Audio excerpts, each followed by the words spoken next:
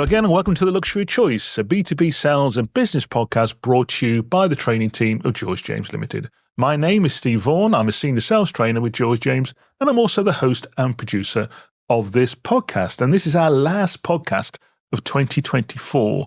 It doesn't seem possible that we're sitting here the week before Christmas and the year has just flown by. And I'm joined here today with my colleagues, Jonathan and Pascal. Guys, can you believe that it's nearly Christmas? Where's the year gone to? It's just flown by. That's right. My granddad always said to me, the older you get, the faster time goes. My mother said the same thing. And it's just a blink. I really don't know where the year's gone. And here we are, nearly 2025. Sounds a good year, 2025, all nice and tidy. So, yeah. So how are you, Pascal? You getting ready for the big Christmas break in France? Oh, yes. And I like to say that this is when time stops. Just going back to what Jonathan said. Yeah, I prefer not to count the number of years. No, let's not do that. But it's a great opportunity to be with family and friends and really spend quality time and recover also from all the efforts and let's say what we did during 2024. Yeah, good point. Yeah, one of the benefits of working in Europe, I guess, is that we do usually get quite a long break between Christmas and New Year. So, good chance to recharge the batteries. Spend some time with family. Not always a good thing, but hopefully for most people it is. Get some exercise. Get out with the dogs. In our case, we're going to do a lot of walking and all that kind of stuff. And before we know where we are, we're back in the start of the year. My birthday's on the 4th of January. So throughout my corporate career, my birthday present was always a new sales target. Hey, what could be better than that, Steve? Gift wrapped as well, I hope. Yeah, absolutely. Yeah. Not just in plain brown paper. Yeah. Happy birthday, Steve. Here's your new number. Oh, it's bigger than last year's. Yeah. Anyway, let's not explore. And so it should be. Yeah. So it should be, absolutely. So the topic today, gentlemen, really, and it's another one for you, the listener. It's another one where we're positioning this more at sales managers, but as we always say, we'd love you to listen to all the episodes and find whatever works for you and is of interest to you and hopefully of entertainment to you as well. But what we're going to look at today is why aren't my team doing what I tell them to do? Or why are some of them doing what I tell them to do and perhaps some of them not? Or why don't I get everybody doing things the way I want them to do? And this is me as the manager now. I don't mean you guys. I mean, if I'm the manager of the sales team now and I've got people reporting to me, salespeople, applications people. Why don't they always do what I tell them to do? So that's quite a big topic for today. And I'm going to start with you, Pascal, because I think this is very much in your core area. So as a starting point, why do you think that managers, and I've been in the situation myself, why do you think managers face this? The team aren't doing, or some of the team at least, aren't doing what we tell them to do. What are your thoughts? Yeah, so quite a wide question, I would say. Yeah, absolutely. Wrong. So probably maybe let's start with the trickiest part. So one of the fundamental reasons that the team would not follow what you say or what you asked is probably a trust question. Okay, interesting. Don't trust you. There is no reason that they will follow what you ask them to do. Hopefully, not so many managers are in this situation, because if there is a trust question, then you have to really reconsider what you deliver for your team, how you support them, what sort of help and understanding you have about their needs and their customer needs as well. But fundamentally, how you support your team to let's say move on and to succeed. So. To me, that's the first big thing. So they don't trust you because, I guess, if you're a new manager, perhaps they don't know you, they haven't worked with you before, or why do you think they might not trust the manager? Couple of reasons for sure. So one of them, if you start as a manager with a new team, you have to build trust, and this is a mutual need. Good point. How to build trust? It could be a podcast theme itself. So like I know of it. First of all, you have to listen to them. So make sure that you understand let's say where they stand, and what happened to them before, what the team needs to really deliver. And upon this, as a leader, you have to show them that they can trust you. So you do what you say, and you say what you do. Great point. That's a basic foundation to build trust with people. And more to add on this, but at least you're in a good position. And I think what you described, Pascal, there as well is taking time to really understand people. Actively listen. Something that hands up. I probably could have done a lot more of during my life. I've been practicing it for way too many years. I think I'm a little bit better than I was, but it's when you're passionate about something, enthusiastic about something, it's very easy not to spend enough time listening and really understanding people.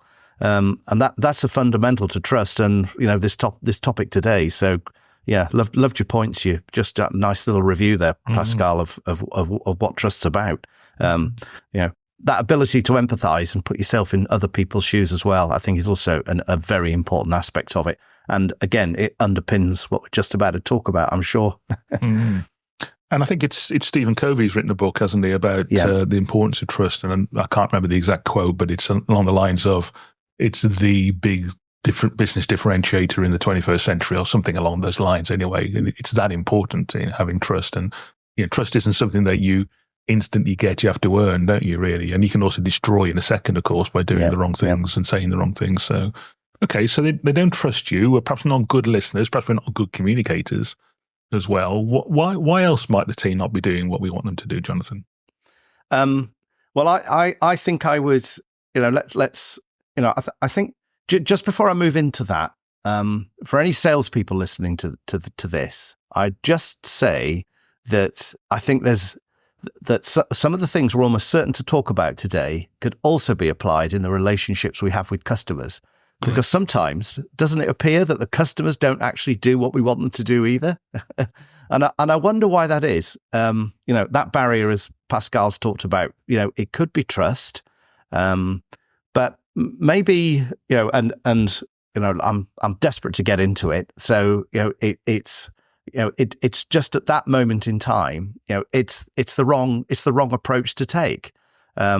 So something I was taught a long time ago, like many other people, was the concept of situational leadership. I think what a fantastic model. I know it's widely used, and it's long lived as well, and I can understand why, because it's actually relatively simple, to understand, but also implement. Models that are desperately difficult to implement never survive long. That is relatively straightforward. And of course, in understanding situational leadership, that helps us understand why, sometimes, telling people to do something, and giving close, detailed instructions and giving, very detailed direction is fine. It's absolutely the right leadership style. But of course, it all comes back to that situational leadership model. And understanding for a given moment in time, for a specific task or activity, as a manager, relative to the individual in front of you, what is the best leadership style to adopt? Sometimes it might be, the tell, but of course, as we know, in many occasions, it's not. And if you're not familiar, dear listener, with the situational leadership model, very, very, very quickly, it's basically adapting your leadership style for the person that you're working with. So, for instance, if you've got a new salesperson who's just joined, never sold before, you clearly wouldn't say, welcome to the company. Here's the keys to your car. Here's your laptop. Off you go. I'll see you in 12 months' time. Good luck. It happens. It does happen, yeah. And the flip side, if you've got somebody who's done the job for years, clearly very competent, knows what they're doing, if you were to use the phrase micromanage that person, that clearly is going to be a mismatch and a disconnect. So that's really what we mean by situational leadership, and I'm sure we can look at that for another topic. Indeed, as but well. Just so the listeners are clear, and so that we've made our point as well. It is as the word suggests. It is task or activity dependent. You may have a rookie salesperson who's completely new to selling. However, they might be fantastic in terms of using social media and building networks or entering networks. They may be fantastic at that. So for that individual, depending on the task or activity, or whatever they're expected to do, or whatever we're asking them to do, it can change dramatically how we actually lead them. So it is task or activity dependent, and that's something sometimes something we miss. Yeah. So Pascal, going back to the points you were making, is one of the problems here is that what we're doing is telling people what to do. Actually the question that we've asked to start with is the wrong thing. We're telling people what to do all the time instead of actually helping them find their own ways of getting to the solution. And I know this is subject which is close to your heart. So what are your thoughts on that? Yeah, indeed. And I totally agree with Jonathan and you, Steve, about this situational leadership, because I've been exposed to this many years ago, like the three of us. And it helped a lot to adjust my, let's say, leadership style, but also to the situations, as Jonathan said. Just to add a few cents on this, sometimes people are a bit confused because they think they adjust their style depending on the type of people or let's say, how senior, their sales team members are. And they stick to a mode, leadership mode, like delegating with very senior salespeople. And it could even mistake. As just Jonathan pointed out, it depends also what happens to this person. And it could sometimes, due to private life issues, someone who is very strong experience as a salesperson become more fragile. And in that case, the fully delegating style doesn't apply anymore. So just to mention good point. to That's sales managers who point. listen to us, that great point. You have again to be an active listener and be close to your team members, not sticking on the job aspect only, but also listening what could happen around. So, having said that, back to your question, Steve. Yes, for sure. Listening people and helping them to become more autonomous and bringing the solution instead of you telling them what the solution could be is much more powerful.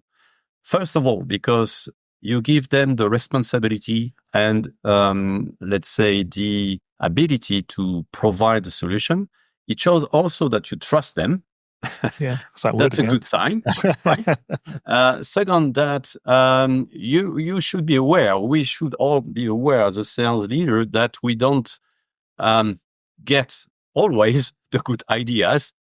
No. Quite often we have the bad ideas. Yeah, you better believe it. So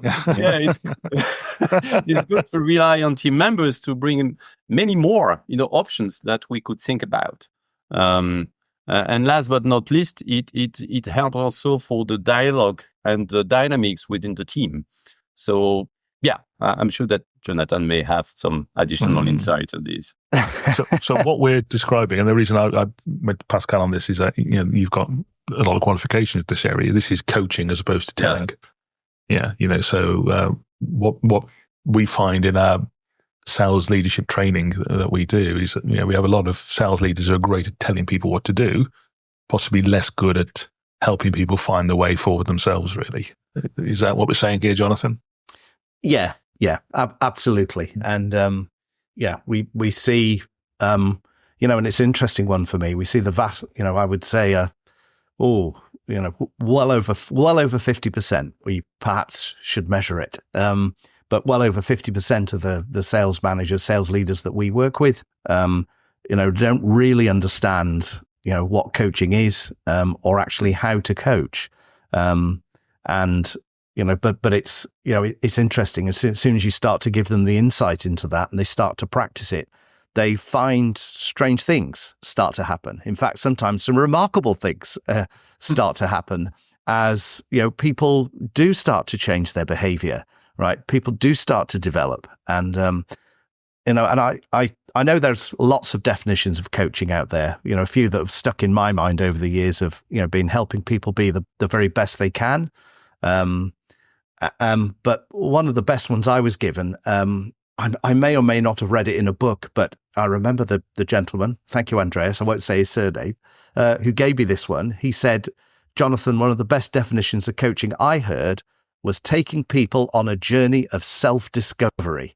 And I just love that, right? And I always think as a manager, keep definitions of critical topics and critical capabilities in your head. Keep them simple. And I think that's why I loved it. And I've never forgotten, that I never forget that day. I can remember where I was. I can remember where I was stood, and having that conversation, drinking an appalling cup of coffee, I seem to recall as well.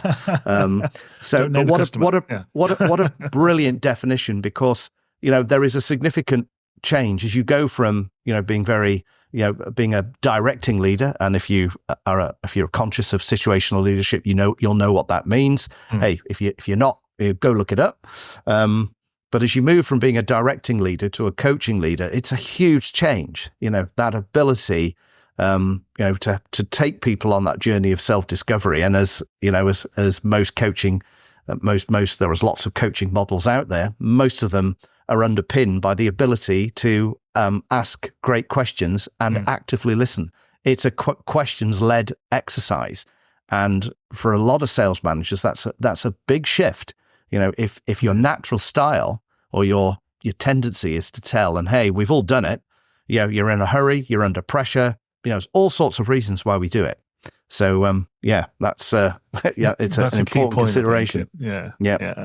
I remember doing something in one of my jobs many years ago where you look at your leadership style in terms of colours. Are you familiar with that one? I can't remember who ran it, and if it's somebody's an idea, thank you for giving me the idea. But basically, what the main colours I were was yellow, which is my coaching style, and red, which is my directing style. And most of the time, I was quite yellow. But at the end of the quarter or the end of the year, I was so far red, I was infrared. It was like, hey, I'm a chromatographer, not a spectroscopist, so don't get technical with me. Yeah. So it was just go do it, just get it done. So is there a thing here, Pascal, and I'm not trying to be sort of smart here, but is there a thing where this is all good in theory, but actually when we get into the real world and we're all under pressure and we're chasing business and it's the end of the quarter and we're behind target, that we haven't got time to do this kind of stuff? We've just got to say, just go out and just do it? Or do we still have to resist that temptation? Yeah, very good question. I mean, of course, the tendency would be, the natural tendency would be, let's close the quarter, let's go back to the orders and go. So you go back to a directive style. Yeah, exactly. But again, as you said, you should look at what is appropriate to each of your team members. And if you put pressure or too much pressure, some people who have some empathetic, characteristics or style, probably you will just block them. So in that case, instead of this, if you take care of this person and ask, okay, how do you feel, and so on, and get them, what do you think would be needed for you to be in a position to close, to fill the gap and close the orders. In that case, with this type of person, you have a higher chance to succeed for her or him and you on the numbers. So, again, please, resist. Because when the end of the quarter comes, stress is increasing. Absolutely. It's increasing for everyone. And one of the things you learn in coaching is that stress leads to different type of behaviors. And you have to listen to signs. And as a sales manager or as a manager in general, if you can identify the signs, then you can work on them. And you can avoid that, not only your team members, but yourself, you go under stress and then you behave in the wrong way or you communicate in the wrong way. And wrong communication leads to wrong results or bad results. Guilty as charged. I've done all of those kind of things, certainly. Yeah. What are your thoughts on this, Jonathan? Yeah, I mean, I think it's a fascinating topic because, I don't laugh. I always love the end of quarter. Okay, I love the end of the half year and I love the end of the full year. I just too. love the excitement of it all, the cut and thrust. I know not everybody, perhaps gets that same level of enjoyment. I mean, I know it's sad. I'd wake up in the morning, excited about it. Okay, even if I was behind the number, right? Because there's a job to be done. But Pascal, I think you've raised a fantastic point there of being considerate, and certainly something that, again, I could have definitely improved through my life. What is the difference between telling somebody something and actually taking some time to coach them? It's not a huge amount. It's not a massive difference in terms of time. But of course, the result that you get looks really different, because you get to the end of the next quarter, because there always is the end of the next quarter, right? And are you in exactly the same position again, having to just tell people to do this, do that, instead of, hey, there's a great chance if you've coached them through something that actually they're better equipped at the end of the next quarter to be able to handle these things for themselves.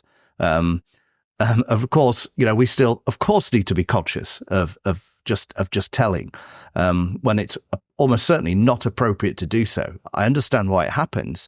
And look, sometimes, I have to defend some sales managers, probably because I'm trying to make an excuse for myself and defend myself here, that look, some things are just not negotiable and some things just need to get done, right? Yes. So we need to go do them, okay?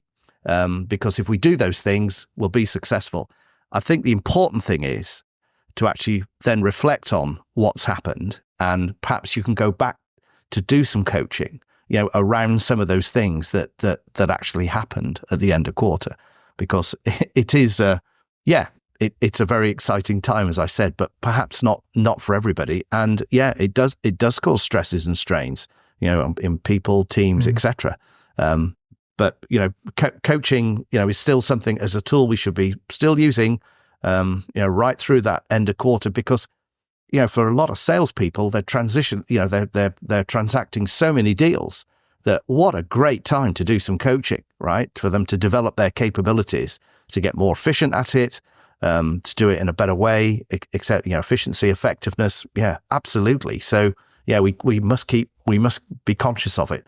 If you aren't conscious and you end up, doing it, you miss that opportunity to then coach, following that, Absolutely. You have that short lull, don't you, at the beginning of the next quarter?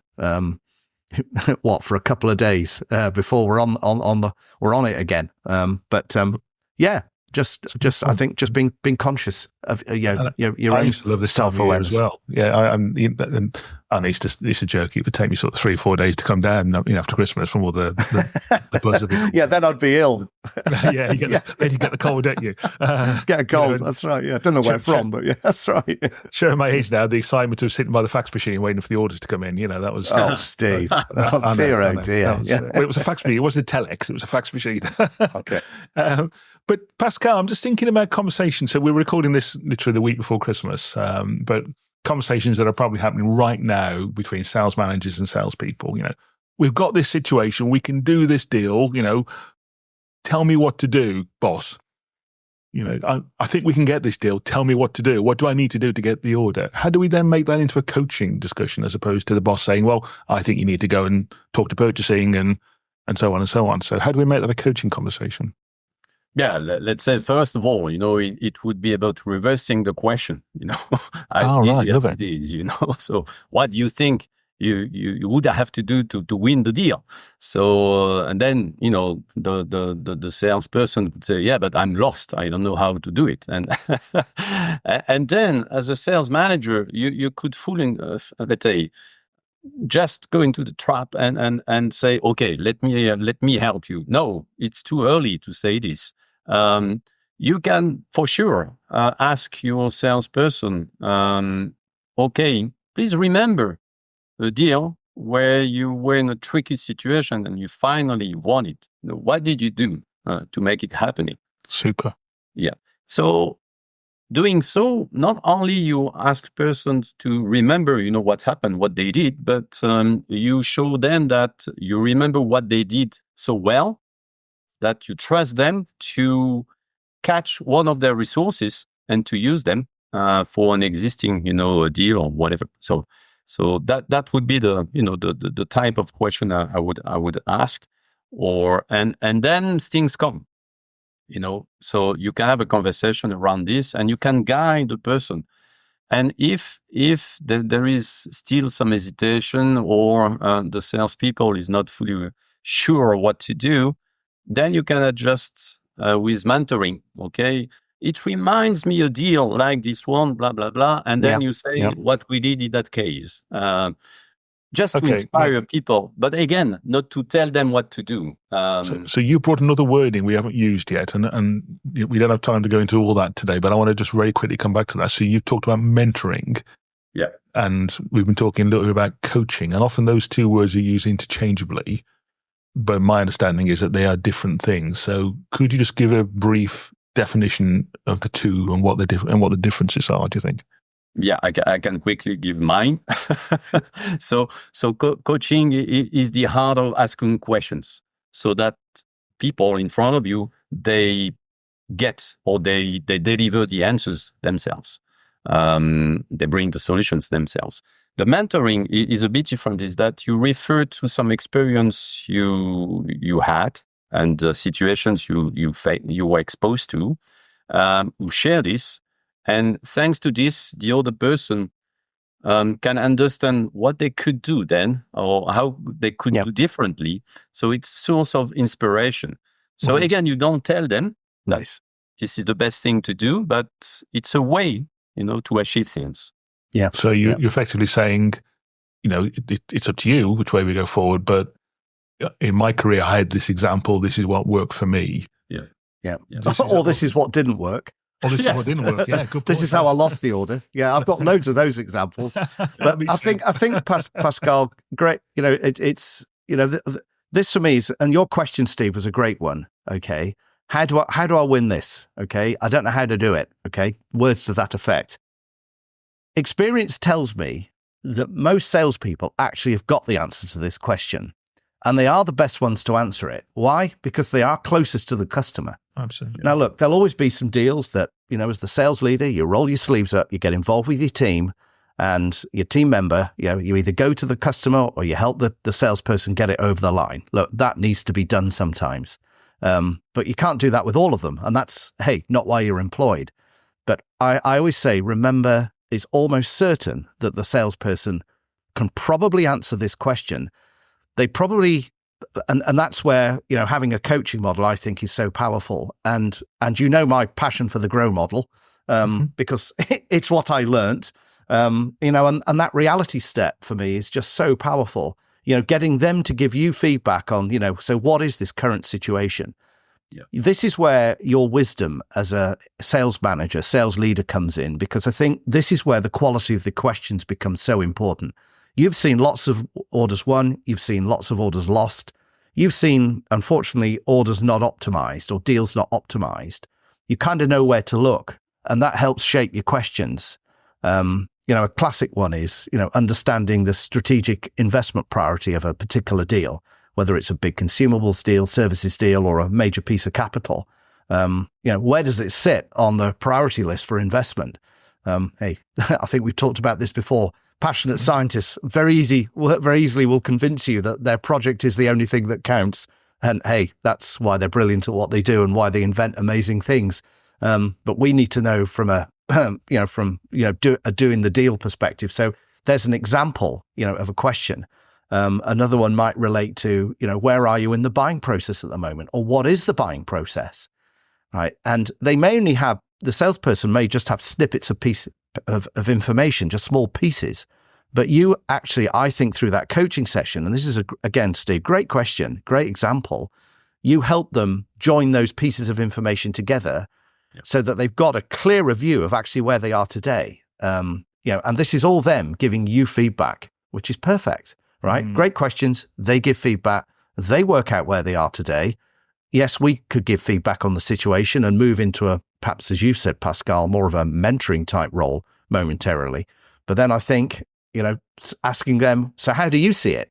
How do you think you could win it from here? With everything we've discussed, with the information you've got, what could you do? Or what could you do differently? So some fantastic coaching questions, come through as a result of that. And that's just, you'd call that's unplanned coaching, isn't it? We never planned to sit down and have this discussion. Dare I say it, we both parked up the car somewhere and we're having this conversation at 7:00 at night as we're making our way home, or early morning. We've all been there and done it. So that's, been a great sales leader to me, being available and helping people, find these answers for themselves. Because once they've gone through that scenario, as soon as they see something similar in the future, they've got some answers. They've got a way forward. They just become more capable. And this is what I call coaching windscreen time, when we're sitting staring at the windscreen in the car. So Pascal, there's always an opportunity to coach. Then I think it's what Jonathan's saying. It doesn't have to be a scheduled, let's sit down, we're going to do some coaching. We can take any opportunity we can, really, as leaders, to provide some coaching when the situation arises. Oh, yes. And actually, I would see the coaching approach as a manager more like mindset, so right. Be ready to apply common sense and ask questions. So what is the reality, as Jonathan said, and what could be the next steps? Who you need to talk to progress and to win, who else must be involved, and so on. So the usual questions, but quite often we are so deeply involved into a given deal. And as a manager, we have so many things to go through that, we want to get the answer and we just want to get the numbers. Yeah, funny that, yeah. Yeah, but to get the numbers, we know that there is just little things to be done in the meantime. Yeah. Some capabilities, skills, and behaviours, isn't there? So, that we need. Yeah, they're just in the way. Yeah, and maybe one aspect I would like to add here is when there is this type of conversation, is to make sure that you renew the trust you have in your team members, and you tell them, there are things you have not to tell, but there are things you have to tell, and telling them that I trust you, that you can make it. And based on what we just discussed, you are in a position to close the deal. I'm with you on this, and I'm very, confident based on what you say that you'll make it happening. But if you need help, that I'm here. So, telling that you trust them and repeating that you are here to support them if there is any extra help required. Yeah, I love that. Yeah, you're nodding, Jonathan. Yeah. Yes. And I'd always say, whatever the outcome of that specific deal that you've coached them around, have a follow-up coaching session as well. Okay. So if they win, fantastic. They've got to make sure they're extraordinarily conscious of what they did, to win that deal. We all see it, don't we? We sometimes watch somebody do something exceptional and they never do it again. Coaching actually makes people much more self-aware. It doesn't just build confidence and self-belief and empowers people. It actually makes them much more self-aware. So have those follow-up coaching conversations as well. And, as I was always taught, coaching should be a positive, uplifting experience. So even if the deal's been lost, this isn't a blame game. This is just, figuring out, what we can do differently next time. Let's learn from it. Yeah. We don't win them all, okay? We just need to win enough that we exceed our number at the end of the day. So one of the other things that I'm always very conscious of is, let's make sure we create a safe environment, for this coaching. I think sometimes coaching gets a bad name because actually it isn't coaching. It goes back to it's telling. Sometimes I would suggest, too much of an assertive way. It's almost aggressive, dare I say. This is what you did wrong. Okay? This is what you should have done. This is how correct. And I've seen it happen, unfortunately. I've done it myself, Yeah, I probably have too. But fortunately, I'm struggling to remember the last time I did it, which is a good sign. But that could be because of my age and my memory fading.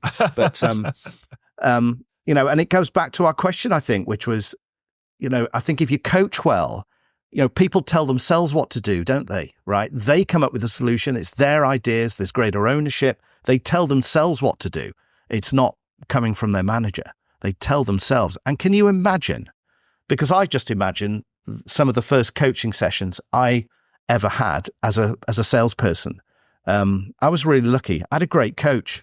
I didn't realize it was coaching until I left, okay, until I didn't get it. And then I realized, wow, that was powerful. It was tough, but extraordinarily fair.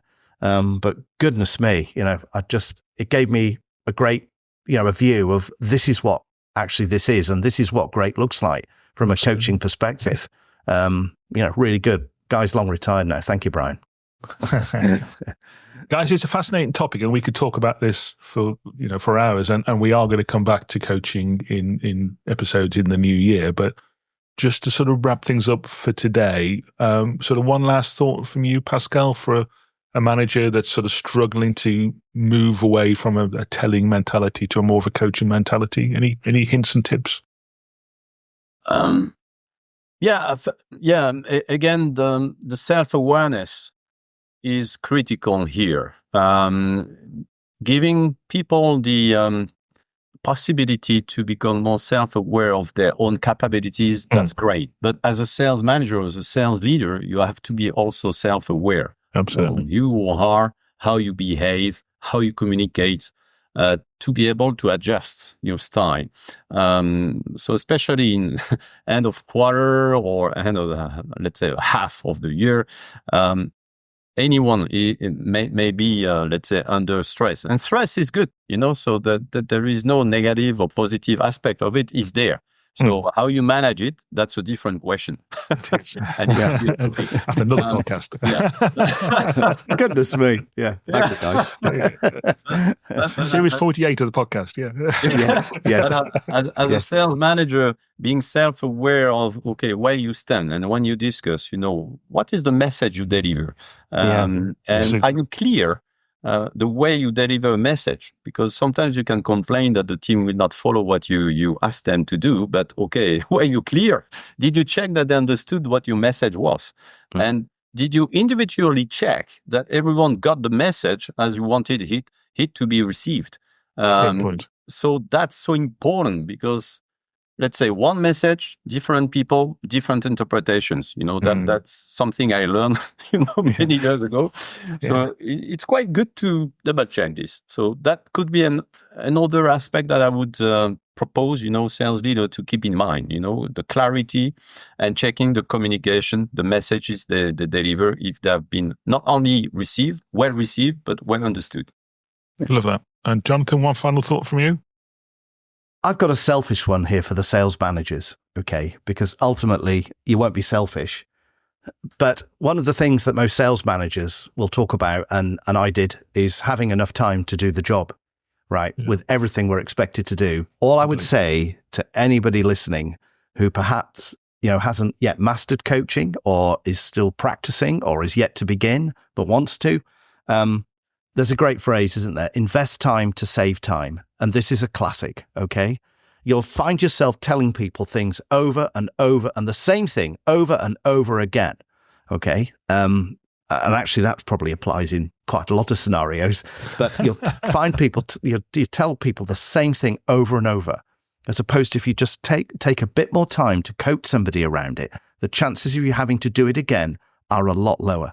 And remember, sales leaders, sales managers, as I was taught as well, the ultimate reason we coach is that so ultimately we can delegate.